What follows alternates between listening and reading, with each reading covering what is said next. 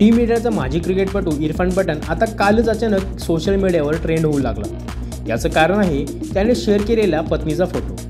लग्नाच्या वाढदिवशी इरफानने पत्नीसोबतचा photo social मीडियावर शेअर केला। इरफानने पत्नी सफा बेग सोबतचा फोटो शेअर करताच पहिल्यांदा जगाला पत्नीचा चेहरा दाखवला। आतापर्यंत इरफानने बुरख्यामध्येच पत्नीचा फोटो शेअर केला होता। इरफान पठाणने हा फोटो शेअर करताच सोशल मीडियावर व्हायरल होऊ लागला।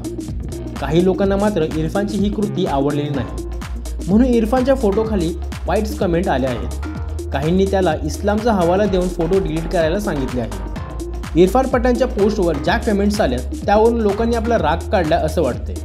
काहींनी असं सुद्धा म्हटले की पडद्यातच राहू द्यायला पाहिजे होतं, तर काहींनी अशा मुस्लिमांना पाहून लाज वाटते असं देखील म्हटलं। अनेकांनी फोटो शेअर केला म्हणून उलट इरफानचंच फटकारले।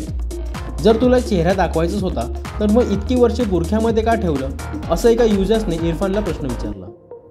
इरफान पठाण आणि सफा बेगचं लग्न 2016 साली झालं होतं। सफा बेग हैदराबादची राहणारी आहे। तिने मॉडेलिंगसुद्धा केले। दोघांचं लग्न मक्का येथे झालं।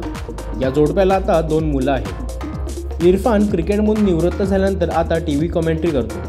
सोशल मीडियावर त्याचे अनेक रील्स व्हायरल होत असतात। इरफान पठाणचा भारतातील सर्वोत्तम ऑलराऊंडर्समध्ये समावेश होतो। त्यानंतर टीम इंडियाला असा ऑलराऊंडर मिळालेला नाही जो तिन्ही फॉर्मॅटमध्ये कमाल दाखवू शकेल।